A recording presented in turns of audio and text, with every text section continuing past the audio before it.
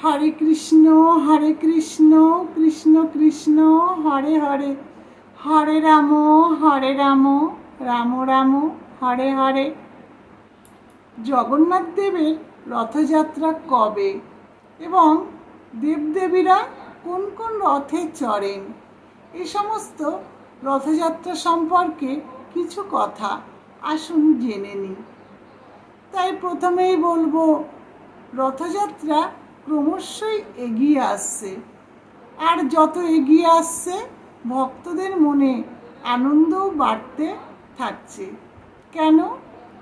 জগন্নাথ দেব, বলরাম দেব এবং সুভদ্রা দেবী রথে চড়ে কি করবেন?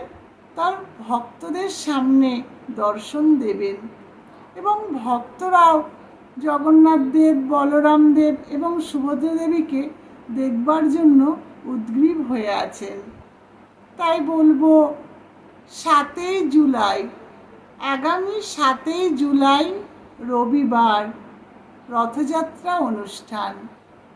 আষাঢ় মাসের শুক্লপক্ষের দ্বিতীয়া তিথিতে এই রথযাত্রা অনুষ্ঠান আয়োজিত হবে। আর ঠিক 16ই জুলাই হবে উল্টো রথ।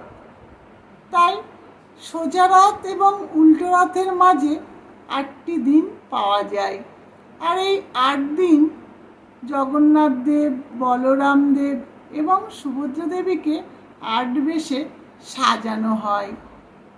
তাই বলবো, এই রথযাত্রা অনুষ্ঠানকে কেন্দ্র করে নানা শুভ অনুষ্ঠান আয়োজিত হয়। তাই এই যে জগন্নাথ দেব, বলরাম দেব এবং সুভদ্রা দেবী তিনজনেই কি করবেন? রথযাত্রার দিন তিনজনে আলাদা আলাদা রথে চড়ে ভক্তদের সামনে ভক্তদেরকে দর্শন দেবেন। পুরীতে প্রায় 400 বছরেরও পুরনো এই রথযাত্রা অনুষ্ঠান। ব্রহ্মপুরাণ, পদ্মপুরাণ এবং স্কন্দপুরাণেও রথযাত্রার উল্লেখ আছে।